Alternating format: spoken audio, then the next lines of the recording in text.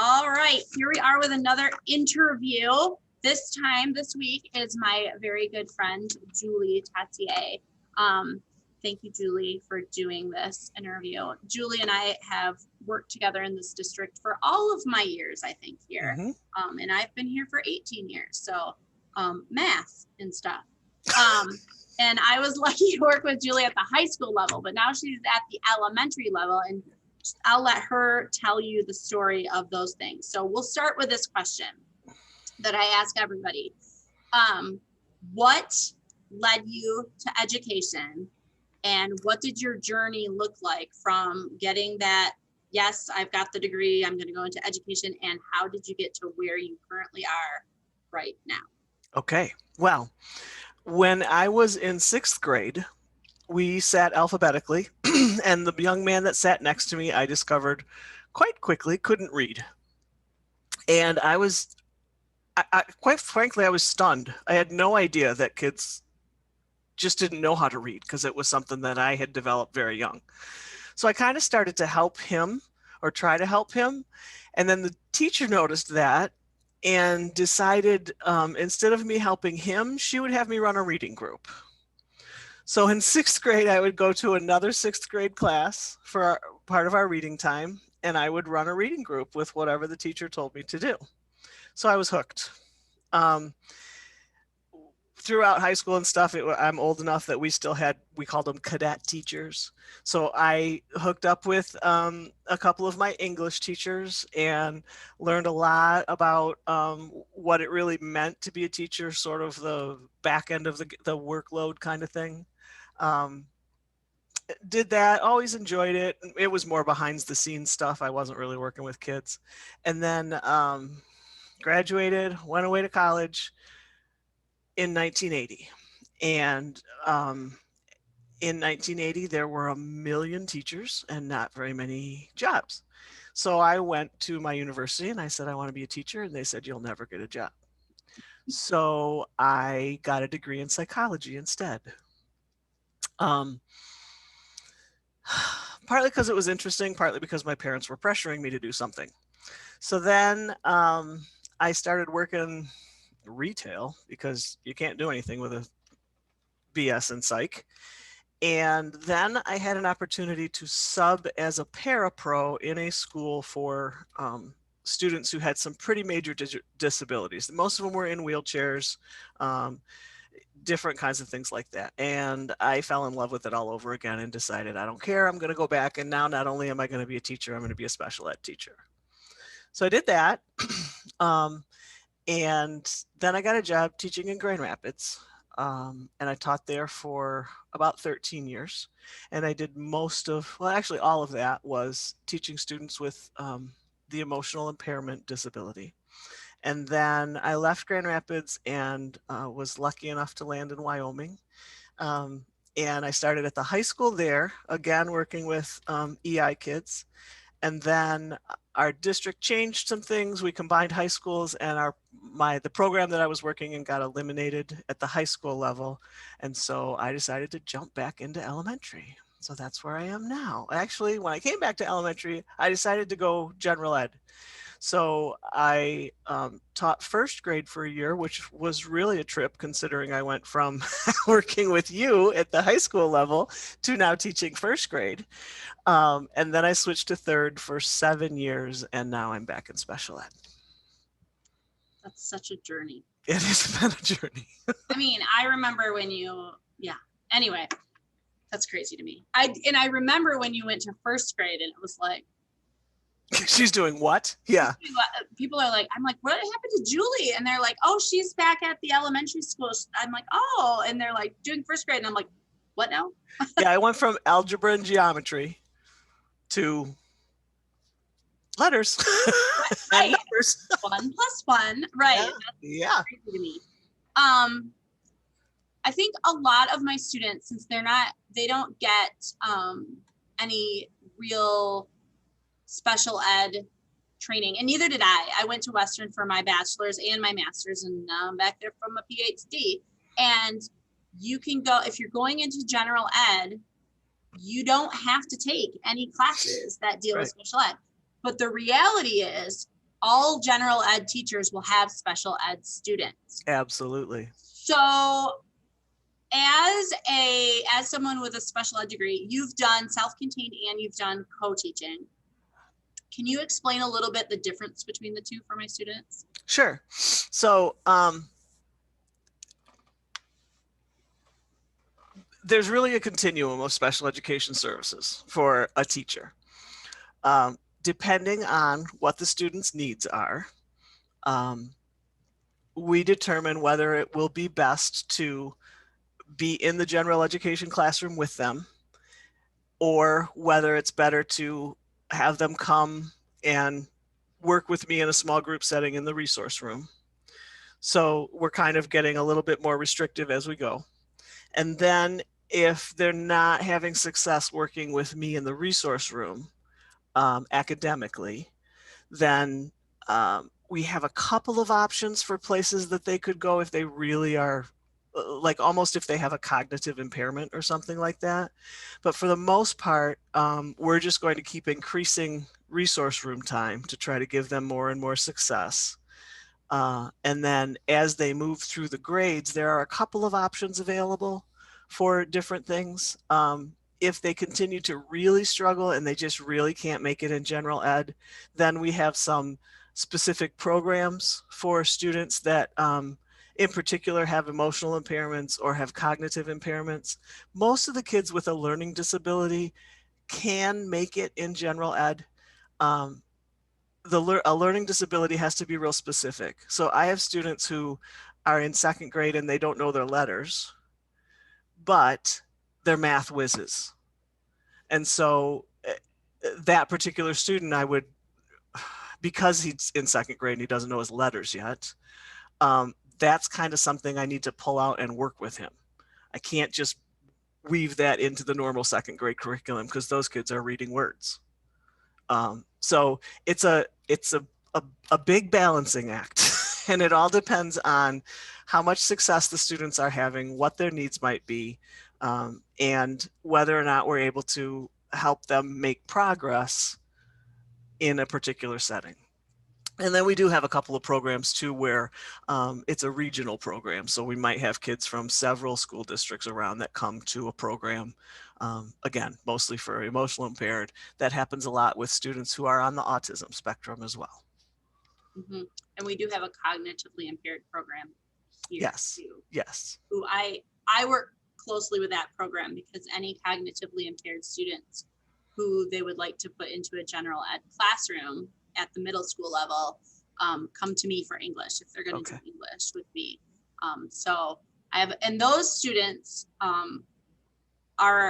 I grade them differently because they're pass, not pass, credit, no credit in my class, whereas the general ed kids obviously are in their first grade.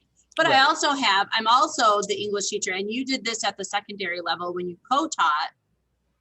I'm the English teacher who, if there are students who qualify for special ed services, and one of those services is that they need to have a teacher push in, then I'm the class where they're in my class, but they're not on my roster. They're on my team teacher's roster. So I can talk from the gen ed teacher point of view of that, but could you talk a little bit about what it's like to push into a classroom then and what the relationship should be?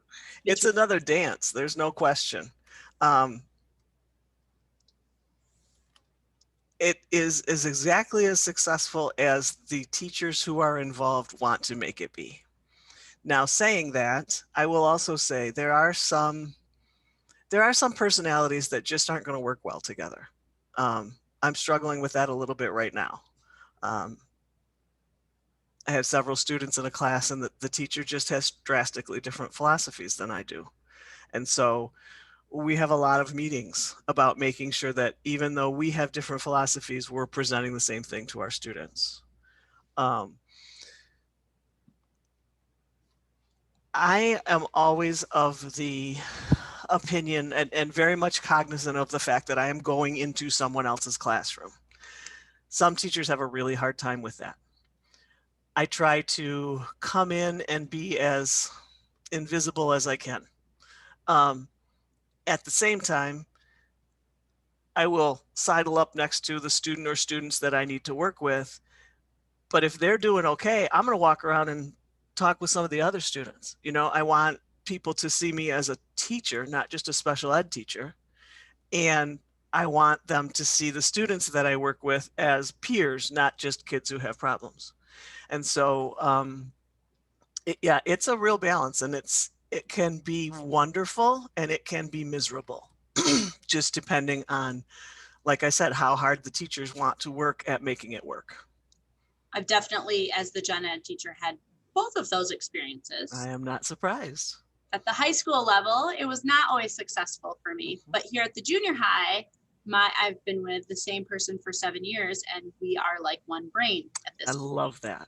And Yes. so anybody in the CI program has advocated for their kids who get to come into a gen ed class to have it be ours, because we both teach in my class. It's not just me. Right. My team teacher also teaches. Right. She reads. She does the vocabulary words with the kids. Yep. She grades all of the kids on certain things. And so we make it an actual, I mean, it's called a team. So we're a team. And there's a whole philosophy out there of a difference between co-teachers and team teachers. Right. And I mean, if you really dig into that whole idea of co-teaching, sharing a classroom, whatever you want to call it, there's a lot of stuff out there about different ways people do it. But it is wonderful when I was in Grand Rapids, I taught with the same lady for, I think we taught 10 years together, and we were in elementary school. So we were full-time in the classroom all day long with each other and all of our students. And you're right. By the time we were done, we finished each other's sentences. I mean, there was just no question that we were on the same page about stuff, but we went through some rough patches trying to get there as well. So it's not for everybody. But I think it's really good for kids when it works. Yes. And sometimes it's not our choice. That's true. It's because there's right of assignment. Sometimes you get paired with a team teacher or a co-teacher who you either don't want to do team teaching or co-teaching, or you don't want to be with that person, but that's just how it works. And so you have to make it work. What advice would you give I have a few students in this class who are also doing special ed, but the majority are not. Okay. So what advice would you give to those? Because I know when I came in, I knew nothing about special ed. And my second year of teaching, they're like, oh yeah, by the way, you're going to team teach 11th grade this year. And I was like, I'm going to do what now? What is that? What, who, huh? So where, and I didn't know anything about special ed, anything. So as they currently watching this now know more than I did when I graduated from Western about special ed. Okay. I honestly, this is so sad. I honestly think when I left and was getting a job teaching high school, I thought I won't ever have special ed kids. I'm teaching high school and I'm gen ed. And that's the way it used to be. I mean, and I quite honestly, districts and states got in a lot of trouble because that was the way it used to be. And rightfully so, because we should try to provide any kind of experience for a student with a disability that we would provide for a student without a disability. And a lot of times that means a lot of accommodations. It means some modifications. Like you said, maybe it means it's a pass-fail kind of a thing. Maybe it means that you have to provide extra sentence stems. Maybe it means you have to cut the assignment in half, or somehow modify the length of it. One of the big ones with special ed in writing is allowing voice typing. They will spend days and days and days trying to type out their thoughts. And that's painful for all of us. We're watching them and thinking, oh, you poor thing. And they're struggling through it and thinking, oh, this is horrid. No wonder they hate to write. So providing them with the option, and I do it with second graders, providing them with the option for voice texting or voice typing so that, okay, now you have your ideas down there. Now let's look and see, do they fit together? Do you have capital letters? Do you know, all of those kinds of things that we think about when we think about writing instruction. Yeah, and that's been an eye-opening thing for me. I think when I started teaching at the junior high, that's when I really started teaching better, because I was teaching with a special ed teacher who knew her stuff and was good at her job and taught me, I feel like, how to teach all the kids.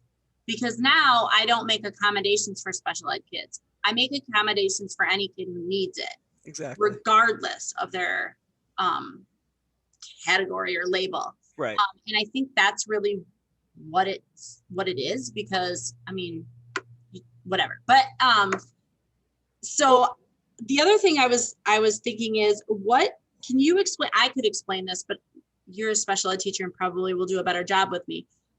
What is an IEP? An IEP is an individualized education program. When a student is first thought to maybe have some disabilities, typically in elementary school, but there are kids that, especially with autism kids, that are not super severe, they slide through a lot. They can kind of fake their way through elementary school, and then they get into the upper grades and things start to fall apart. So whenever you have that child that things start to fall apart, maybe in writing, maybe in reading, maybe in math, maybe in everything, then we have a process where it's called a child study team or a student study team. And so the teacher would refer that child to the student study team, and then a group of us meet, including myself, and we look at the scores from that student and sort of where should they be, where are they really, and all that kind of stuff. If there seems to be a huge discrepancy, then the psychologist will do testing and all of those kinds of things. If there really is a huge discrepancy from those testing things, and by huge, there's supposed to be more than 2 grade levels delayed, or at least 2 grade levels delayed. So if that happens, then the team sits down and we say, okay, this kid is going to qualify as a student who needs services. And we develop this program that it's called the IEP. And it has everything in it from where they are right now to what a typical student at their grade level or their age level should be able to do. And then also where we feel like they are right now and what we're going to work on to get them closer. So it's a document full of lots of legalese, but basically it is a roadmap for the special education staff to follow to know exactly what to work on for students in whatever areas. And then we monitor that all the time to make sure we're making progress on those goals. And then every year that has to be redone. Right. So you have to like document, I think we call them progress notes here, right? Yeah. Yeah. You document like how they're doing in those and collect data. Right. And so my son, we get a data update every now and then with like, one of his goals is to be in the classroom for a certain amount of time. So we look at so they measure it, right? Yeah. Like somebody is always keeping data tracks on, when did he leave the class today? How long was he gone? And how much percentage of the day and things what like are the frequencies? Yes. Are there triggers? Yes, I'm familiar with those kinds of things. Yes. So there's lots of data keeping and a lot of like paperwork involved. Yes, a ton. So yeah, you were talking about the progress reports. We have to report out on them every quarter, every time a kid gets a report card. But then I have to collect data on those every month. So I have to be able to show that if, Johnny's goal is to learn his letters, that every month I'm assessing to see if he knows any more of his letters. And I have to, be able to keep track of all that. And then, of course, there's always the fun government paperwork that goes along with it as well, which is a nightmare, but. And this was another question. I know the answer, but I'll still ask you. Special kids who are receiving special ed services, are generally, do they have the same standards that they have to meet in each grade level, and are their assessments the same? It depends. Everything is a it depends answer in special ed. If the student, that's so hard.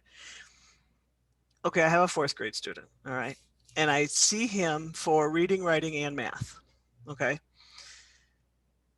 in reading, he's reading at a maybe a first grade level. Okay, so as far as his reading standards, no, they're not the same, because the gap between where his fourth graders are and where he is mountains, right? In writing, his only problem is he's slow. So for writing, yes, I can assess him on the same standards as his fourth grade classmates because he can do it. It just takes him a lot longer. So again, everything is an individual case by case basis with students. We always try to have them participate in the same standards.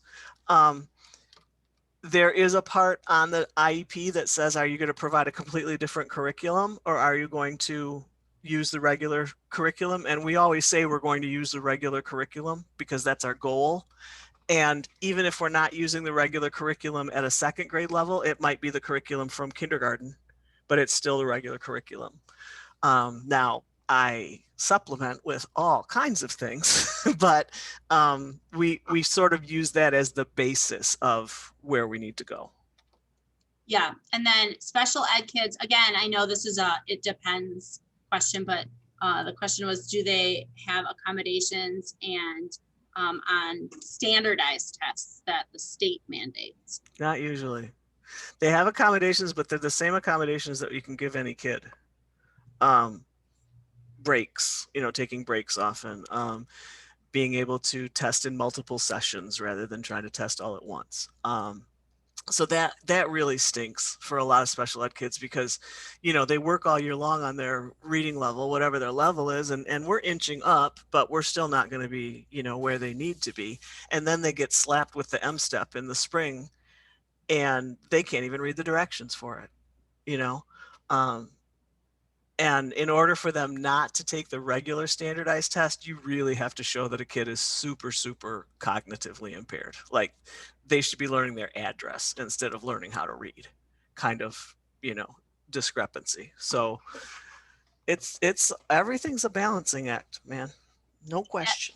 And as teachers, we really can't encourage parents to opt their kids out of testing because that would be unethical. Right. So you also kind of can't tell parents that they have some special ed rights we provide a document that says this is what your special ed rights are, and I'm sure this is different for different districts, and I don't mean to say anything disparaging about our parent clientele, but I don't think our parent clientele is going to read through a 15-page document about what their rights are. Or ask questions. I don't think they know what to ask a lot of times. Right. And as the special ed professional, I can't tell them what those are. And that's very frustrating sometimes. Yeah. Because I want what's best for their kid, and sometimes you really got to ask the pointed questions to get exactly what's right for your kid. Yeah. And I will say, working in a district that's different than the ones my kids go to, I believe from my perspective and where I've worked with kids, I think we do a better job of nudging parents towards those things than other districts do.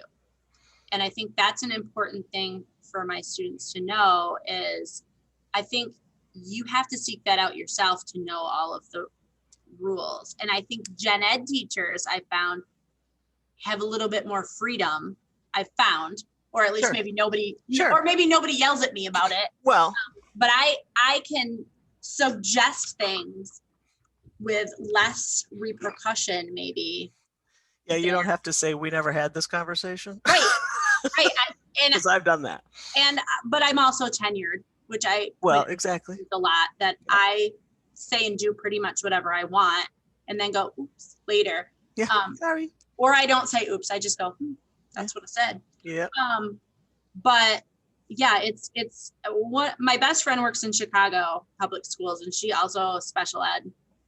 And she was one of my interviews, and my students found it so upsetting that these things, these services and things could be available, but that you're not allowed to be like, this is available. Hey, ask for this. They have to ask for it. Right. In order for, one of the things I deal with a lot is when you bring a child up to the student study team, it does not very regularly mean that you're going to get the kid tested unless they are in like the bottom 5% of our population. And there are some that are, obviously, and there are a lot that are not, because the bottom 5% is pretty darn low, And so the other route for parents is for the parent to say, I want my child tested. If a parent writes that letter and sends it to the school, we have 30 school days to test that kid. We don't know this from. We don't get to decide whether or not we're going to test that child. That is a parent's right, but I can't say that to a parent. Yeah. And I know that because I'm a teacher. And so I knew that when it came to my own child. When it was time, right. It was like, hey, I want my kid tested. They're like, well, we'll do a student study. I said, and then you'll test my kid. That's right. So put it in writing. Yep. Yeah. All right. So what's been your favorite middle school, high school, elementary, or what are the perks of each? I guess. Well, that's the thing. Everybody asks me that. And I am in a very unique position because I've actually taught every grade level K through 12, which is not something a lot of people can say. In my opinion, every level has their positives and their negatives. I don't care what building you're in. The oldest kids in any building are obnoxious. Yeah, 5th graders, 8th graders. It doesn't matter. If that's your top grade, they are obnoxious. Okay. Below 3rd grade is really not my forte. They're too snotty. They're too literally and figuratively. Yeah, exactly. They're too clingy. It's just not my thing. Okay. Which it took me a long time to figure that out. And I'm very glad that I figured it out and I know that now. So that wouldn't be my favorite. I liked 3rd a lot because they were still young enough to want to make me happy, but they were old enough to be able to do some stuff on their own. I didn't care for middle school. But I don't know. I know, but I think it was more my situation than it was middle school. So I don't feel like I can talk to that one very much. I only did 1 year and it wasn't great. High school, I loved sophomores and juniors. I miss my juniors sometimes. I bet. I love my 8th graders, and I don't think I could teach with a different staff again because I love this staff so much. My team here, I guess. Yep. But man, 11th graders. There's just something about. It's just good. Yeah. Yeah. I would agree with that. Yeah. What have been some of the most difficult challenges over the years for you as a teacher? Wow. I had one student that was incredibly medically fragile and also emotionally impaired. One of the things, he had a feeding tube. And so when he got angry or whatever you wanted to call his outbursts, he'd just take his feeding tube out and start swinging it around my classroom. That was gross. Yeah. Honestly, I mean, I've had kids and I could tell stories, and there's, when I first started teaching at Park, I had a particular student in every single one of my classes because of it being special ed, right? And so I had him for English, I had him for math, I had him for biology, I think. And he was the most obnoxious kid. He was just obnoxious. But we made it through, and I had him more as he went through high school. And then after he was done with high school, he just came back one time, and it was actually just as I was getting transferred to the middle school, and I was bummed about it. And he just goes, "You can handle anything. I put you through hell, and you did just fine." Sounds like our kids. Yeah, exactly. So, there's a lot of those kinds of stories. Honestly, the worst thing I've ever had to deal with is a horrible, terrible, awful colleague. Yeah. It's the adults. It is. And this particular person, I mean, we didn't just not have philosophy that matched. I could not respect how she dealt with children. Yeah. Yeah. So that was really, really hard. And I mean, it escalated pretty much to the highest levels. So, there's I don't know any teacher that wants to rat out another teacher. No. It's kind of like a cop talking about a bad cop. I could not stay quiet and let this woman continue to damage children. So that was really, really hard. Yeah. We've had a similar situation here. And I know it was hard here too. Yeah. I mean, it's hard. It's the hard. adult stuff. It's the adults, but it's the adults when they affect the children negatively. That's the hardest. And I've had parents that way too, that the hardest thing for me teaching has been parents who won't do what's right. Right. Or who won't believe there's anything positive about their kid. Yes. They just want to, my kid's so terrible. And I think, oh, but I love them. They're doing this wonderful. They bring me so much joy. Yeah, but I was like, oh, in front of the kid at conferences. It just breaks my heart. Yeah. Yeah. It's the adults, really. It's the adults. The worst part about teaching is the adults. Yeah. And the bureaucracy. I'm sorry, the legislation is. Right. Right. They've made our jobs 9,000 times harder than they need to be. Yeah. Definitely. What have been the greatest joys? The things that get you out of bed still in the morning, even after all these years? There's nothing like. You can't just say kids. You have to. No. There's nothing like watching a kid finally get it.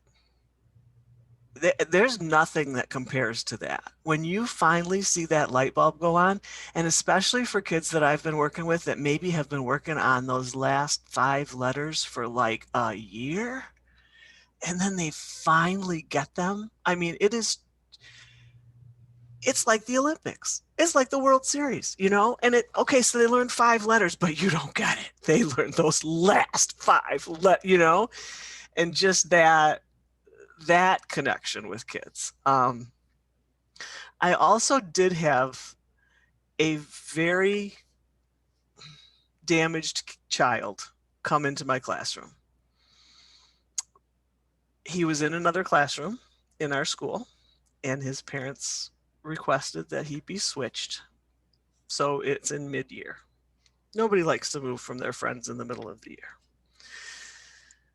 The first week, this boy would not even come into my classroom. He was so intimidated and so overwhelmed. And it was one of those things that had to be the blessings of God, because it was the year that I had the best class I've ever had. So we just waited until he would come in, and finally he would come in, and then he would not do any work. He wouldn't take a book out. He would nothing. Fine, you're in my class. Fine, whatever. By the end of the year, this boy had the biggest smile on his face, and this still chokes me up. He brought me a gift at the end of the year, and it was one of those little shadow boxes. And it said, "Thank you for saving my dreams."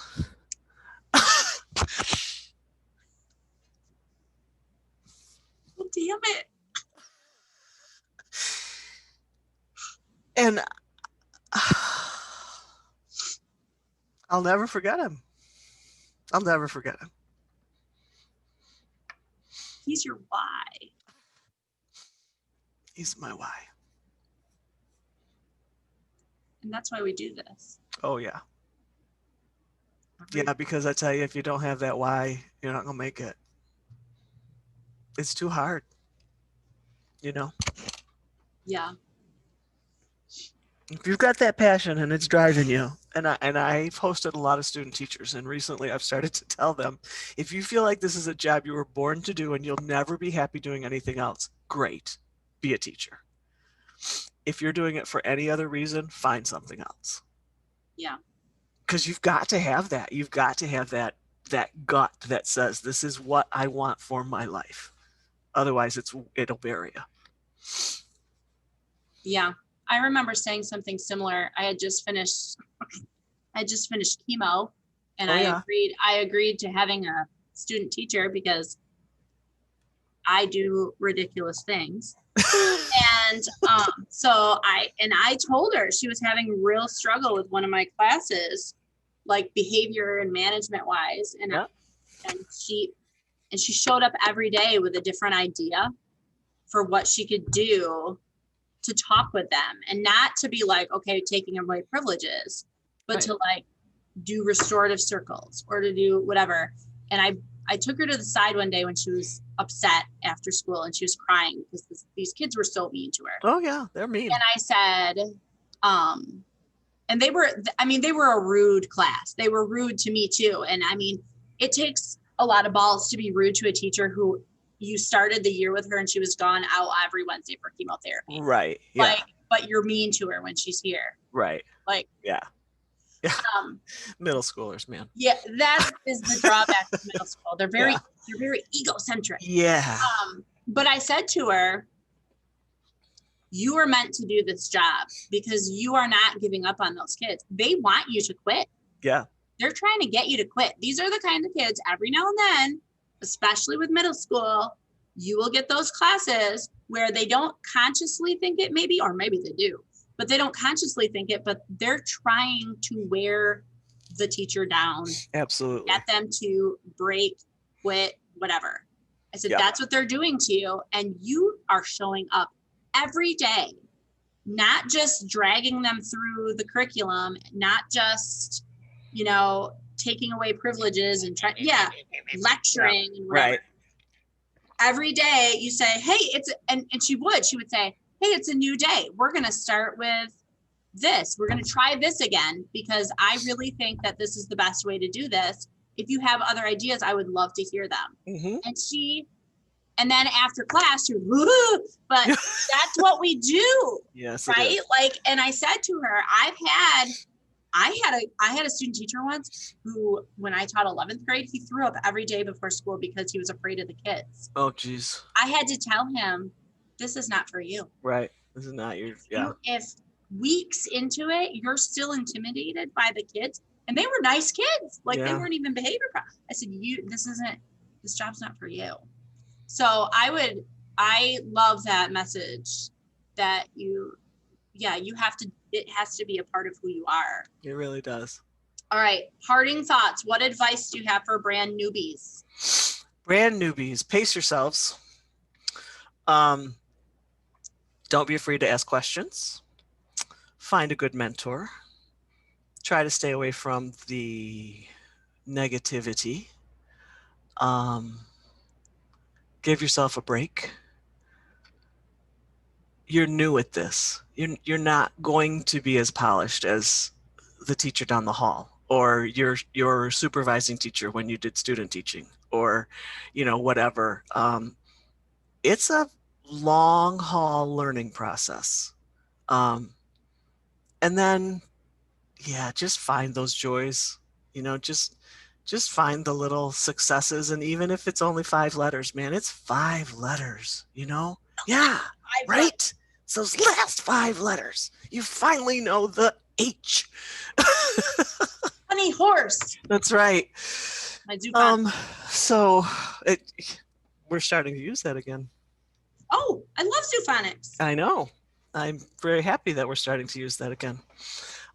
So just, and like I said, just give yourself a break. Don't be afraid to take a day off. I know it's a ton of work to do it, but sometimes it can just be so refreshing to just step away from it for a day.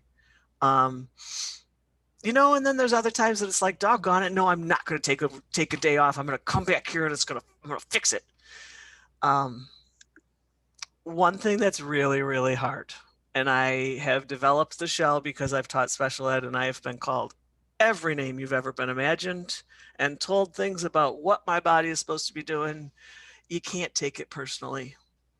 When the kid today told me that I was a loser because I wouldn't let him not do his writing. Okay, I'm sorry you think that today, but still got to do your writing. They're going to lash out at you. They're going to test you. They're going to try to get you to quit, like you said. And you've got to have that strong resolve that just says, nope, this is what I'm meant to do. I am going to figure out a way to do it. And get on Twitter. Yes. Because then you can follow me. Just kidding. And me. And you. Twitter is the most wonderful source of educational connectedness. And it's so simple. Yeah. Once you start getting in with the right groups and following the people that you're interested in, I've found so many wonderful ideas. That group that I was talking about that I said I had the most wonderful group in the world with that little guy that made me cry. They would crack up because I'd come in the morning and I'd say, so I was on Twitter this morning because I always look at it while I'm having my coffee. And I found this thing. I think it'd be really cool. We're going to try it today. And they'd say, oh, okay. And then I'd say, so I was on, and they'd go, Twitter.